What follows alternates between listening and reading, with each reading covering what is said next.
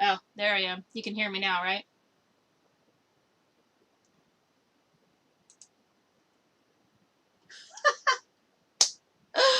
Oh my gosh. Well, that's mildly embarrassing.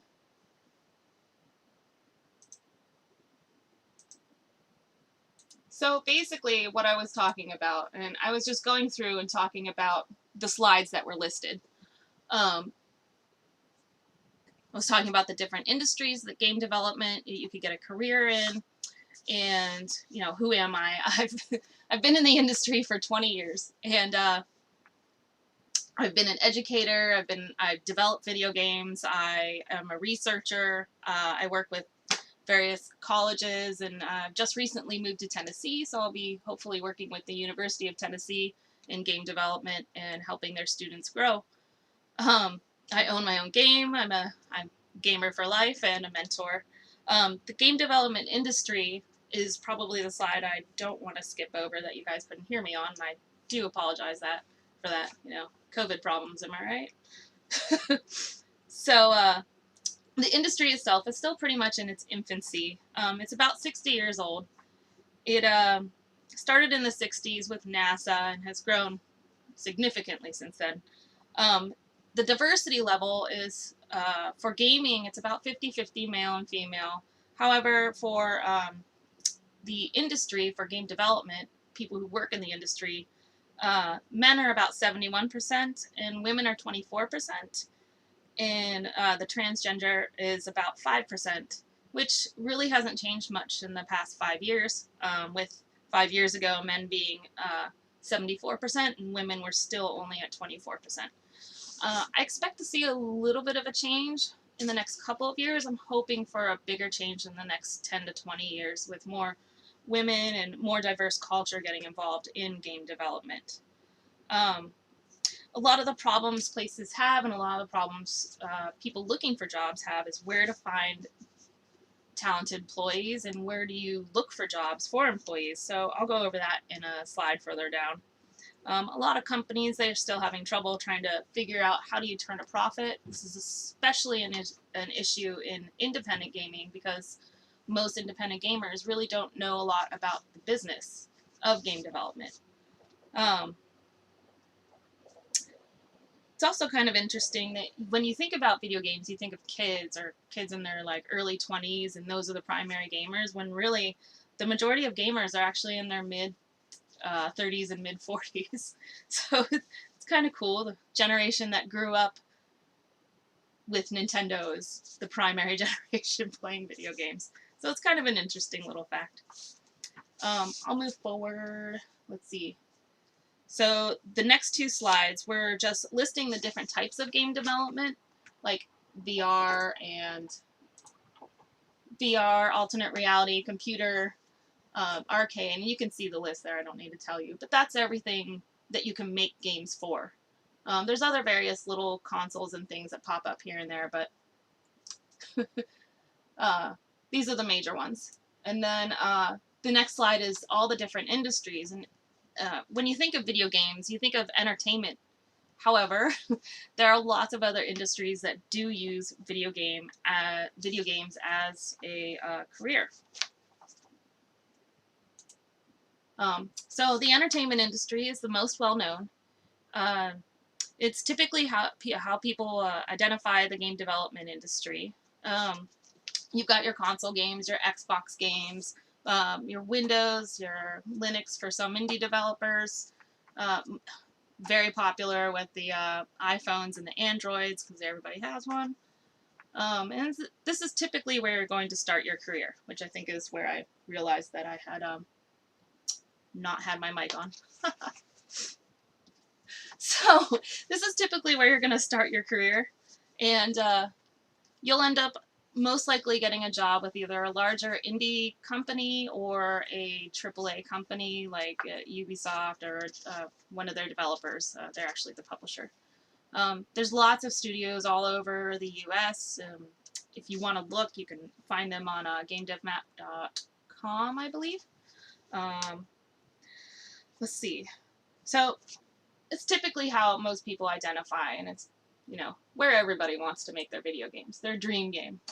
The next area is social media, which a lot of you, I'm sure, are aware of. You've got Twitch and YouTube. There's a lot of things going on with Facebook live streaming now, and I think Twitter might have some too. I don't know if they got involved with gaming or not. Typically in this area, you're going to have a large fan base, a confidence with your game presence, being able to talk to no one and everyone at the same time. And most of the time you're going to be either reviewing games, doing playthroughs, or making shows with game characters. And I don't know if any of you remember Red vs. Blue, but that was one of my favorites. They used the Halo characters to create a show. And nowadays there's a lot of Minecraft shows, which I'm only aware of because I have a bonus son who loves to watch Minecraft shows. So there's that. You can make your own shows, things like that. Medicine, and this is actually outside of entertainment. This is the largest industry that uses video game development. A lot of it's for research. Some of it is for training surgeons how to use tools. A lot of you may remember the Wii. There was a team that created a game called the Underground game, and they created a clip-on tool that resembled the stomach surgical tool for doctors in training to learn how to use these surgical instruments in a fun way. So they played an entertainment game using the surgical tools as a remote, like a controller. And when they went to go and do the surgery, they actually did very well, and the muscle memory was there. So it's kind of neat. They have lots of other kinds of games, like empathy games for patients and family members. So, like if you have a family member that has chronic migraines and things like that, they can do a VR empathy game to kind of show somebody who doesn't get migraines what it could be like.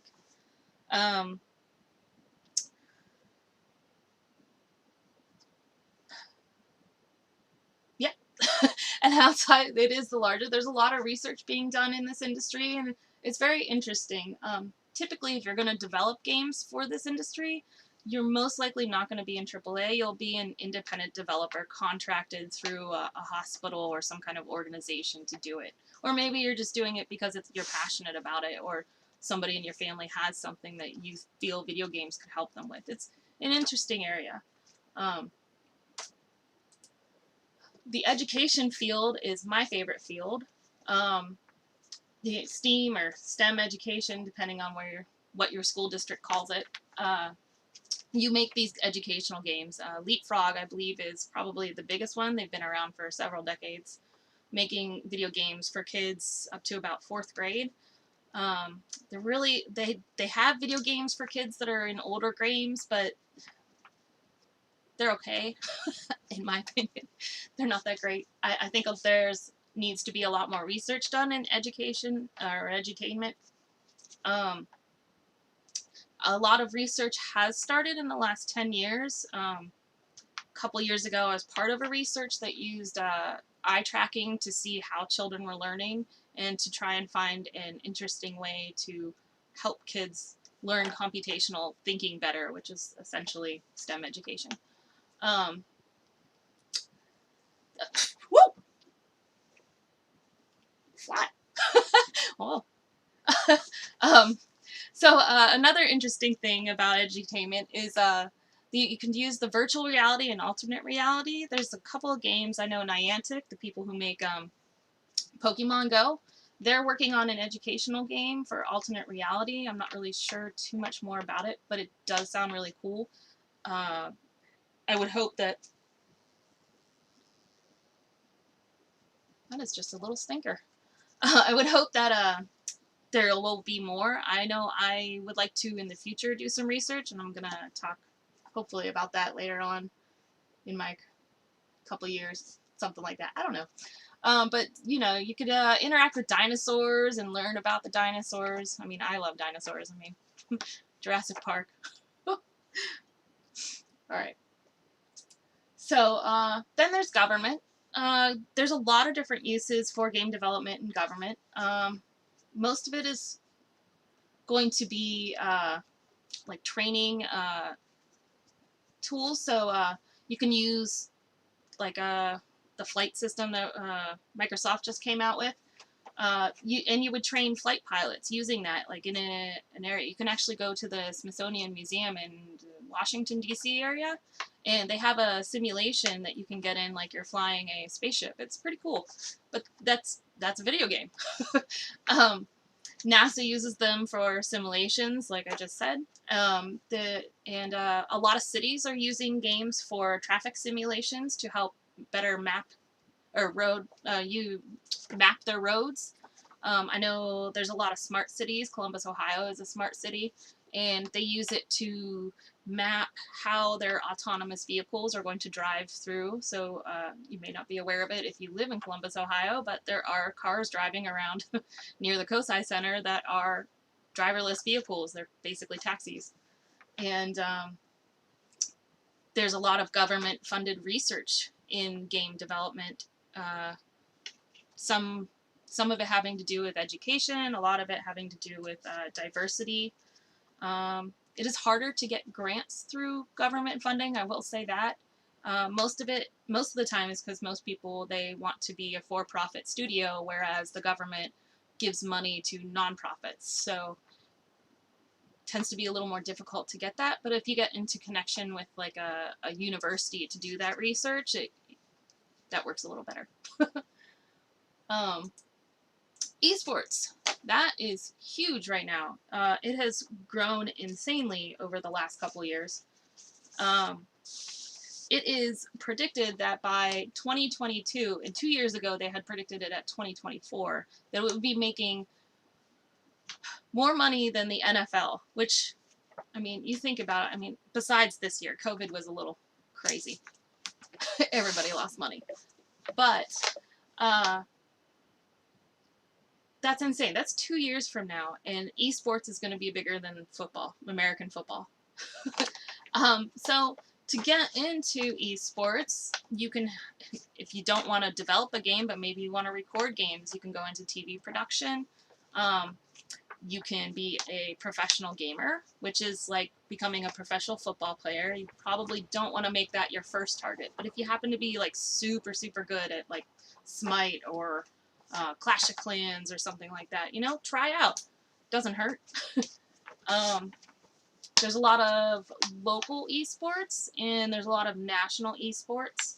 There aren't any stadiums currently here in Tennessee. I do know that there's one, I believe it's owned by Blizzard, in Columbus, Ohio. And I'm from Ohio, that's why I know a lot about Ohio. You can get into careers for event management. You know, somebody has to create these huge stadiums and manage everything to make sure everything goes accordingly and people show up on time.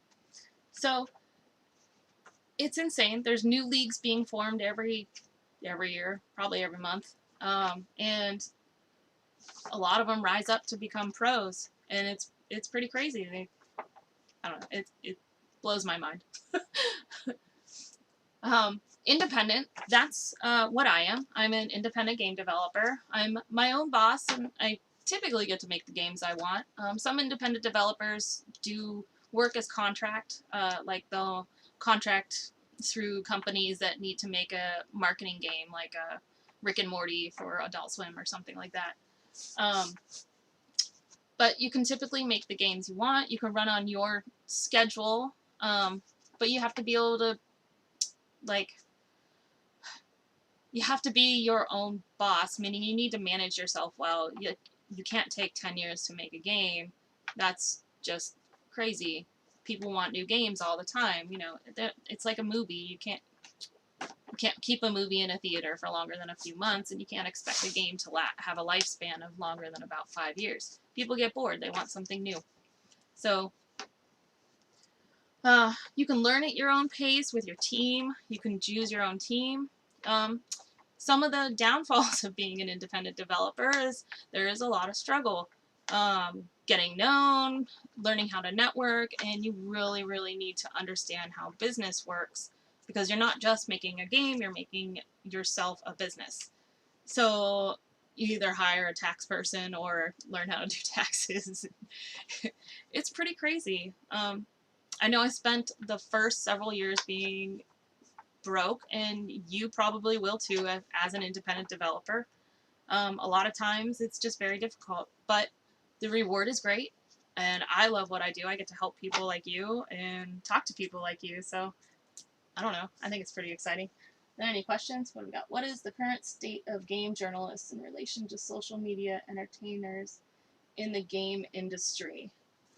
Um, the current state, most of the time journalists, if you're talking about printed, I think the only printed video game media outlet is Game Informer, and that's just part of GameStop's promotional program. I think there's still a couple printed in the UK and Europe, but as far as printed goes, I wouldn't go that route. I would do a blog, or a video blog, you know, like PewDiePie or Ninja or something like that, and you just gain fans. You know, have your friends follow you. Go to a college and cover an esport event or something like that. As far as the state goes, it's always growing. You need press. Game developers need press, and the consumers need to know what's going on in the video game world. So there's always a need. It's just figuring out how do you get that need to the people that need it. The internet is probably going to be your best bet, either through a blog. There are lots of existing forums where you can write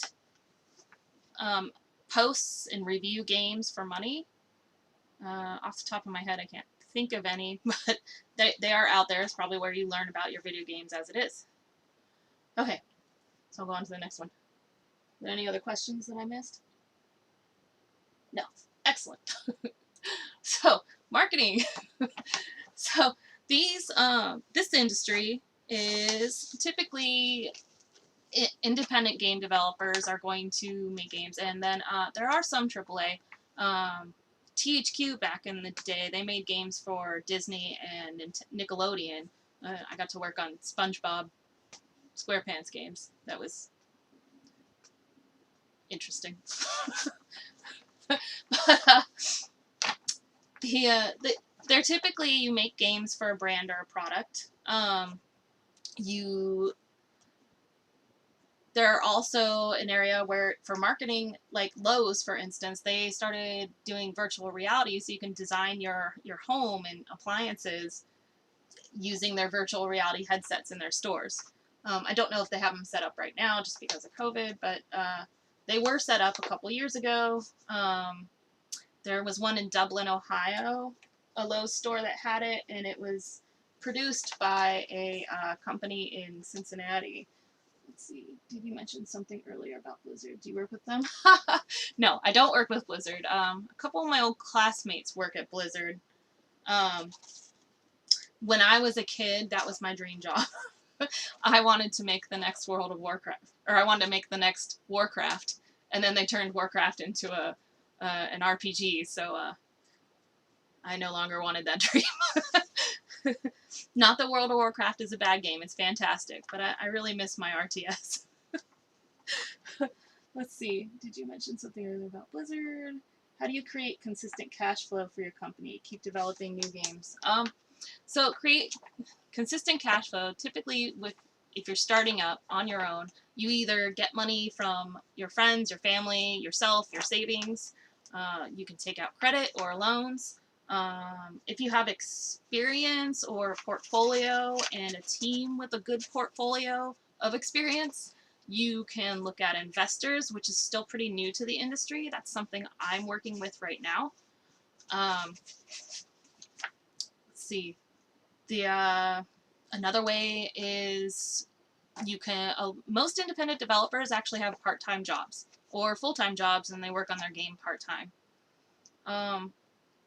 Some teams have members that work full-time, and then they split the money while they all work on the game. It's just a matter of what's best for you. Do you have a family? Can you afford to have a full-time job and then another full-time job? If you're a student, you have plenty of time. yeah, there's lots of different ways. It's just a matter of what's going to work for you and what's available to you depending on what kind of experience you have. Does that answer? Let's see what we got. Another one. Yeah, top 500 player. Oh. Do you often attend game developer conference? If so, what do you get out of it? I actually, sadly, have never been to the game developer conference. Some of my colleagues have. One of my friends, Jared Huntley, he actually gave a presentation there last year. He, what you get out of it is mostly your networking, you're meeting new people, possibly finding a job. The Game Developer Conference is for the developers. There are other expos, and I will go over those in a couple of slides. So I'm going to move to the next slide. Where am I at? All right. Let's see. How do you become a game developer designer? So the biggest thing, and this is my opinion, but I'm going to go with it's probably really close to a fact. College is extremely important. It's not to say that you have to finish college, but going to college and starting. I had a friend, college mate of mine.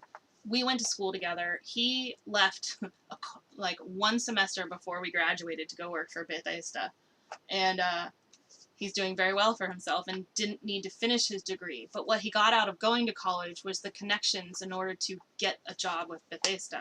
Having that portfolio built, learning about the tools and different tools you might not even know about. Student programs, like there's IGDA. Well, there's a student version of that called IGDA. And most large cities have a chapter. I know Tennessee doesn't, and I'm working on that. I really, really want Tennessee's game development industry to grow, especially since I now live here. So, working on that. There are student programs, and practice. What skill are you working on? Do you want to make characters? Most people love, the artists, they love to design characters. So start drawing characters and draw them while keeping in mind that this is for a video game, not a comic and not an animation. And then maybe expand your skills. Also apply for jobs and apply for the jobs you want. We'll go on and I'll go in more detail. So college, it is definitely a must. See, I have notes. 96% of people in the game industry have at least some college. They don't have it, and then 82% have at least a college degree. So when you're looking at that and you have your employer looking at you that hasn't gone to college and you have the same skill set as someone who has gone to college, they're likely going to choose the person who went to college. That being said, college is very, very, very, very, very expensive. It's not like the 60s when you could afford to go to college on a part-time job salary.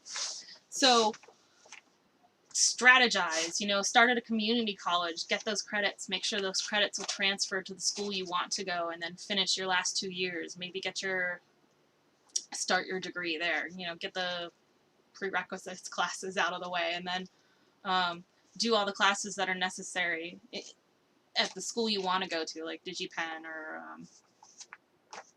I don't know. Most schools these days do have some kind of game development degree. You're going to also want to know, do you want to go into programming? Do you want to go into engineering? Are you going to be an artist? Not all colleges offer the same thing. Some colleges only offer computer programming for game design. Some colleges only offer art for game design. So where do you want to start? So you got to look into the school and what classes they're offering too. It's very, very important. Let's see. Do you often attend do you think it's still possible to get a position at large companies without having coded as your primary skill? Do companies look for people with a very creative process? So let's see. Companies, they look for somebody with a portfolio, and let's see. Do you remember the game Plants vs. Zombies? Very cartoony, not very realistic. It could have probably been on like an episode of on Cartoon Network or something like that. Versus working for Blizzard on, say, Diablo or World of Warcraft. And those are two very different art styles. What art style are you, and what art style do you want to market to? So when you are applying to a job, make sure that you make your resume what they want to see. It's not about how good you are, because you know you're good. You know what your levels are and how good you can be for art or coding or programming or whatever. Make sure your portfolio looks like what you think they want to see. Does that make sense? Did that make sense? I'm hoping it made sense. Big companies do hire. Back before 2008, during the recession, companies would fly you out and move you. After that, they kind of quit doing that. The recession kind of killed that. So look for places in your area for starter positions. Maybe even, while you're in college, maybe a company needs a quality assurance tester. Work with your school to try and get an intern program going for it, or through that company. Call the company, send them an email. Don't call them. They hate that. I apologize. Send them an email. Somebody will eventually respond to you. Let's see. The possible be overqualified for a position. Would companies turn you away? I don't think so. It's not like you're going to work at McDonald's and you have a master's degree. So game development's very, very different in that you can't necessarily be overqualified, but typically AAA studios are looking for a very specific job, whereas indie studios want somebody who can wear a lot of hats. So like for AAA, say you're going to go work for Ubisoft on their next Assassin's Creed title or whatever. And they need a lighter. That's all you're going to do, is you're just going to sit and place lights in a level. But say you're going to go work for I think they're called Meat Squad or Super Meat Squad. They made Super Meat Boy several years ago. They will likely want you to understand a little bit of social media, maybe some JavaScript information. I think they used Flash, although Flash isn't used anymore. But they're going to want you to know a little bit of everything. So it doesn't hurt to know a lot, but make sure your portfolio is focused. It just depends on what that studio and where you're applying, what they're looking for. But things to have, let's see, I keep rolling up my notes. So things to have, you definitely want a website. If you can't afford to pay for a domain and a website, they have lots of free websites like Blogger, and I think Google offers free websites. WordPress offers free websites. I mean, there's lots of stuff. YouTube and Vimeo to display your demo reels, although people really don't use demo reels anymore. I just use that term because that's what I was taught. But you're going to want videos and demonstrations of the work you've done. Like, say you're an animator, you're going to want to show them your stuff animated, so you're going to need a reel of some sort. And LinkedIn is a lot more important than people seem to think it is. Most of my networking is done on LinkedIn. I have lots of industry people that I've networked with, and it's all been done through LinkedIn, especially in today's day with COVID happening. There aren't any events going on, so you can't network in person. So networking online is a excellent skill to have, and it's definitely very valuable. You get to meet people. Maybe they'll tell you about some show you never even knew about, and it's right in your hometown. There's lots of different places. So say you're going to do for programming, you'll want to share your work on GitHub, and for music, you can use Bandcamp, and Behance and DeviantArt are for the artists, but typically you're definitely going to want a website. Like, I used to use DeviantArt and Behance for my artwork, but I don't even do that anymore. I just have my website, my portfolio. But if you're looking to get noticed, that's where you go when you're starting your career for sure. Let's see, I guess what I meant was that I have great ideas for character story development, or ways that certain parts of the game can be improved because I think outside the box, but not superior coder. So that's a game, I guess the term could be called game designer. If you want to be a game designer and you've never worked or have any experience, you're gonna have to find a team and do it on your own. That is a high, like a C-level type of job, and you're never gonna get hired right away as a designer. People that have worked 20 years in the industry and that's their career goal still don't have that goal. It's a tough job to get. and it pays very well. Now, on the independent side level, say you have a game and you can design your document, get everything ready, and get a team ready. Maybe work with some people to work together and find some friends online that are, looking to build their portfolio up, and they'll work with you just for that kind of experience. I guess it's just a matter of like your skill level. But if it's your first job in the game industry, I would not expect that anybody would hire you right out as a game designer.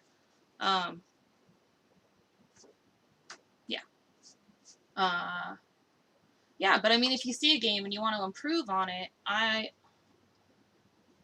lot of people do that, but they make their own like ROMs and their own version of the video game. Like, there's a lot of different versions of the Pokemon Red and Blue from back in the day on the Game Boy. I mean, I guess that's the best advice I could give. Let's see. Move on to the next one. So networking. Who you know does matter. Your portfolio matters, and who you know matters. Networking, like, it's a lot better to be recommended by somebody you know than to be coming in from nowhere. Like, they don't know who you are. So networking is very good. You can join the IGDA. There's lots of chapters. There are lots of local gaming tech groups. Here in Tennessee, you've got the Knox Devs, which is for computer technology. You've got the Memphis Game Devs, the Knox Game Design. For Knoxville, oh, I put Memphis Game Devs twice. And then the Nashville Game Developers. Those are the ones I've found here in Tennessee. There's 2 studios here in Tennessee that I'm aware of. And then mine, so I guess there's 3. And then you can join online forums, like, you can Google search a key phrase here and end it with forums, and then you'll find tons of them, like music forums, video game forums. Go to the Reddit. Let's see, reaching out to local developers. Never, ever, ever call developers. I mean, if I don't recognize a number, I don't even pick up my phone. So don't call them. Email them. It's a lot easier for people to go through their emails and respond than it is to have a phone conversation, because typically, especially during the middle of the workday, they're working. LinkedIn, again, very important. Update your LinkedIn profile, focus it, make sure you have your job history. Even if you don't have any history, start putting your skills up there, and then examples of your skills. I think LinkedIn has a section where you can display some projects that you worked on. So if you're in high school or college, you can display your project and show it off. Join meetup.com and join the groups that are there. Most of the time it's free. It just depends on the groups. And then, of course, attend expos when it's not COVID. But even so, there have been a lot of online expos, and most of them were paid for. But this year, the Penny Arcade Expo, the PAX, they had an online expo a couple weeks ago, and it was done really, really well. Definitely my favorite by far so far as an online presence. But that's where you meet the developers. You can meet indie developers, you meet AAA developers, you can talk to them, act to them, take selfies if you're fanboying or fangirling. I know one year I went to, was it Penny Arcade? I don't know. I don't know if you guys know who the Angry Video Game Nerd is, and I have never fangirled before, and I ran into the video game nerd at a bar and like fangirled. It was very embarrassing afterwards, but I got a signature and he didn't seem very happy to see. But whatever. So attend events, attend local meetups, meet people. Networking is very, very important. And you're gonna say, oh, I'm not on social media, I don't want to be on social media. Well, that's where people meet. Student programs. Student programs are important, and they're available to students. Do I have another question there? Great info you're giving. Let's see. If you join a big AAA company, will you be locked in for just one job? That depends on your employee contract. If they're hiring you for just one project, and they're hiring you at the beginning, it's typically going to be a 3 year contract. if they like you or they need you, they'll keep you on for another contract. I'm not too sure. I know most of the time the beginner jobs are contract jobs in AAA. Job security is as secure as the contract is. So,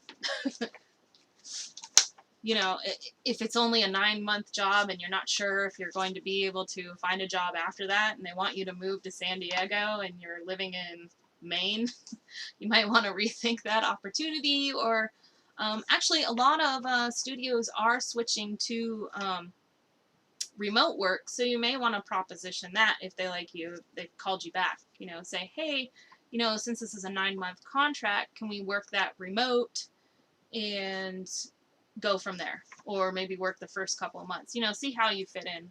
A lot of times companies, when they hire someone brand new, they want you to test you out to make sure that not just your skills are good, but that you fit well with the team and you're not going to cause trouble. So, because, I mean, really, this is going to be your second family. You know, where you work is your second family. You heard the term work wife and work husband. It's very, very accurate. Let's see. Okay, that was the last question. So, student programs. If you're in high school, a lot of high schools are still kind of catching up. Some high schools have game development programs. It just depends where you are. A lot of them in this, where I am and in Ohio, don't currently have game dev programs or even game creation programs. But if you are in high school and your high school doesn't have one, find your favorite teacher and ask them to help you create one. You can create a group. I'm sure there's other students interested in making video games. If you're in college, most colleges, especially the bigger ones, are part of Major League Hacking, and they throw on yearly hackathons. I think there's one being placed at least every month, and you can travel with your team to go to other schools' hackathons, or you can stay local. I know University of Tennessee does MLH. I did not attend this year's just because of COVID, and I'm not even sure if they did it this year. And I know they did it last year. I think it was in September, and it went really well. I came from Youngstown, Ohio, and those pictures up there in the right corner. That's my friend Joe Dunko. He's no longer a student, but he was a student at YSU leading their hackathons, and that was him. Find game jams on itch.io. You can find listings of game jams. There's one being held probably every week, if not two. If you don't know what a game jam is and you do know what a hackathon is, it's basically the same thing except you're only making video games. And there's various game and tech clubs. There's eSports clubs at schools, and some schools are offering scholarships for eSports now. So, and if your school's not, talk to an administrator about it. And, you know, typically what they're interested in is it going to help them make money? So present it that way. And then you have your local entrepreneur centers and maker spaces. Here in Tennessee, I have them written here. The Nashville Entrepreneur Center, Launch Tennessee, Knoxville Entrepreneur Center, the CoLab in Chattanooga, which is what this event is part of for their startup week. And most major metropolitan areas have some kind of makerspace or entrepreneur center, and they can help you. They'll help you with finding money or job getting started. The things you don't know, they definitely know, so they're a good resource to have. All right, we'll go on to the next one. Where's my mouse? There it is.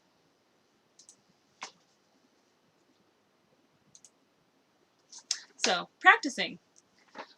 Make video games.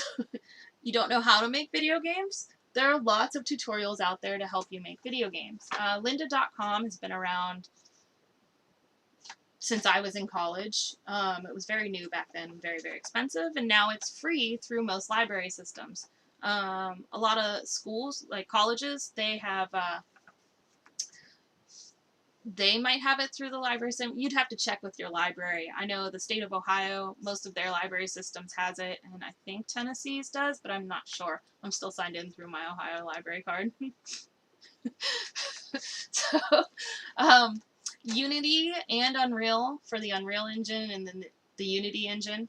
They both have tutorials. They want you to learn how to use their tools so that you will develop games on their systems, their software development kits. So by all means, go to them. If they have customer service and help centers, they have forums on their websites. They want you to learn. If you're better with C#, I'd go with Unity. If you're better with C++, I'd go with Unreal.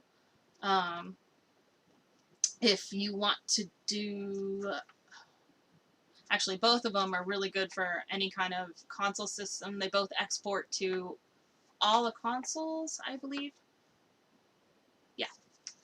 And Construct 3 is made by a company called Sierra. I just mentioned them because they're a WYSIWYG editor, which stands for what you see is what you get. And basically, you don't have to program anything. You put something on the stage, and then you click a drop-down menu and tell it what to do. A lot of professionals use it to create demos to kind of test the market and see if their game's going to run right. But they have tutorials from beginner to advanced on their website as well. If you don't know how to program, but you want to make a game, a WYSIWYG editor is the way to go. You don't need to know how to program to make a game. You've got, what's the other one? There's another one, RPG Maker. And then, oh gosh, I'm forgetting the other one. But there's, just Google search game engine, and there's tons of them. You can have reviews on them. But the two main game engines that are used professionally for consoles that you would play at home as a consumer are going to be Unity and Unreal. Typically, AAA studios and developers, they either use those or they already have their own development kit that they created in-house. Let's see. Your first game will be awful. Absolutely awful. And that's okay. Everybody's first game was awful. Mine was too. I caught fruit in a basket on a flip phone using JavaScript. That was interesting. An old flip phone. Do you remember the flip phones? Are some of you even old enough to have a flip phone? What do we got? Oh, we got more questions. Oh, jeez. Is it possibly overqualified? Guess what? Great ideas, character story, so what? If you join up, oh, it's the same questions. All right, so applying for jobs. This will test your patience. Never lose your focus. You're gonna be applying. It's gonna take at least 6 months, most likely. So prepare for it. Make sure you're ready for that. It's going to attack your confidence. Just remember that you know you're good. You know you're good at what you do, and it's just a matter of putting the piece together to find the studio that's right for you. There are job listings on Gamasutra, Unity, Indeed, Unreal, LinkedIn, Dice, Jobs.com, job sites. They're all over. The best place to start for specifically the video game entertainment industry, I would go with Gamasutra. Unity has a job section. Just how to apply for a job. Make sure you've got a resume. Apply for the job you want to do. Don't apply for something you don't want to do. You'll be miserable.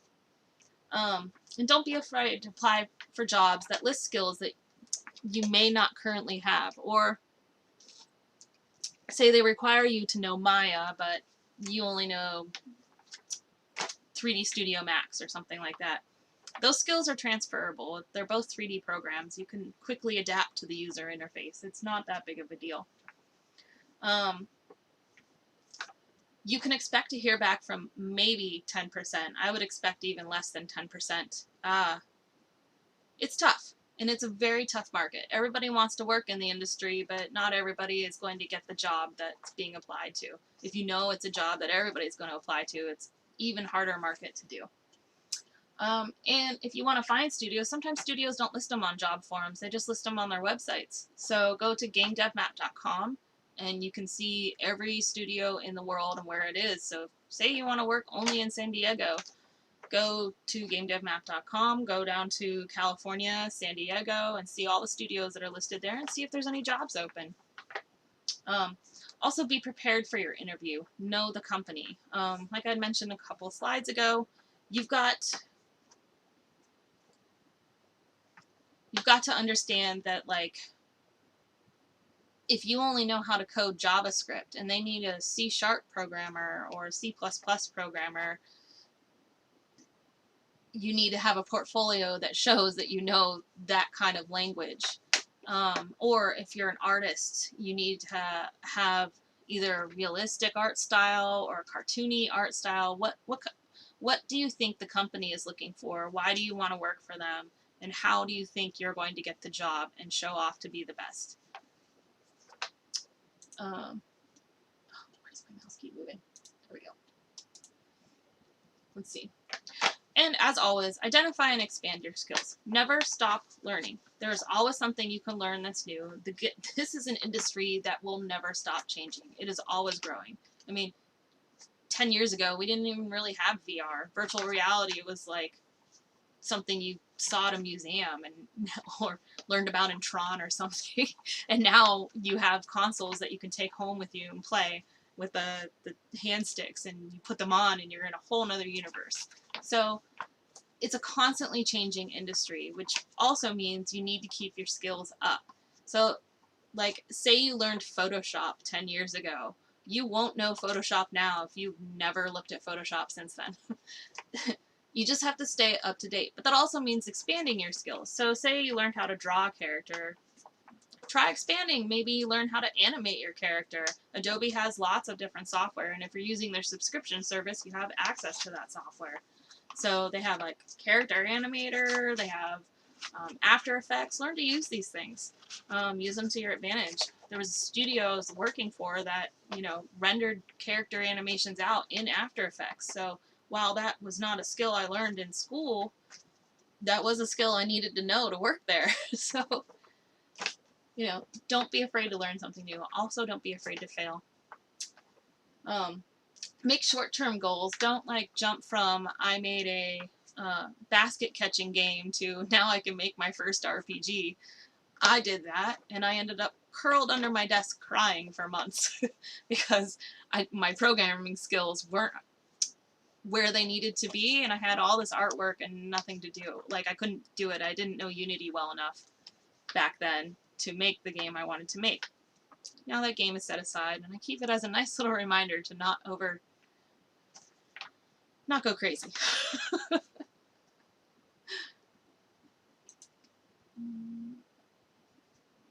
How do you organize other developers to help create a game you envision?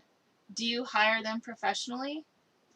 Let's see. So you can organize, there are lots of different places. Like, you can go on a forum and say, anybody want to make a game? You can also put an advertisement out on like Craigslist or job sites that are looking for people that aren't necessarily looking for a job that pays, that are just looking for somebody to work on a project with. Typically, in that instance, you're going to find mostly college students or people that are just hobbyists and want something to do. Ooh, excuse me.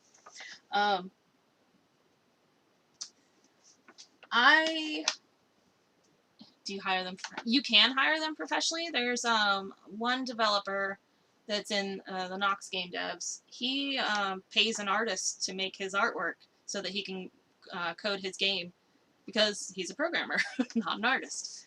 So, it just depends on, how much money do you have to spend, and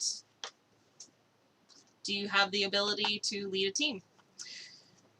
That is a skill on its own, for sure. Let's see. Majority of jobs require C++. Are there any other languages that might take over? C++ is listed because that is the language that will never die. That language is typically, it's like C and C++, because you can use, it's complicated. Ugh. But C++ is used for the Unreal Engine. That's what it's written in. And then the Unity engine is actually written in C#, which is a lot closer related to, say, JavaScript. They actually used to have JavaScript in Unity, but removed it a few years ago. Just because it says C++ on there on the job application doesn't mean that that's actually what they're looking for. Typically, if it's a larger studio, it's a recruiter that's filling out this application or the job listing, and they don't know the difference between C++ and C#, so it doesn't hurt to apply and then ask that question later. But also, you might want to look into the studio that you're hiring for if they have it listed there, and see what engine they're using. A lot of times they'll list it, and if you're playing their games, they're usually a splash screen before you even launch the game that'll show what engine is being used. Will this video be posted for replay? Yes, it will. YouTube records it, and as soon as this is over, it will repost it right afterwards. So, yeah. And then in the link there, I'm going to update it, but I'll have a link so that you can download the slides too. So I'm sure they're somewhat difficult to read. And then if you have any questions, my email is kendra@imgames.com. I'm currently working on a game. It's called Enfield's Apocalypse. I just started production on it last month. I've been in the middle of moving to Tennessee this year, and I established my studio down here, and I'm looking for funding. So, it's a whole lot of business process. I've been planning the marketing, and it's just crazy. But if you have any questions, I will try and answer them as much as possible.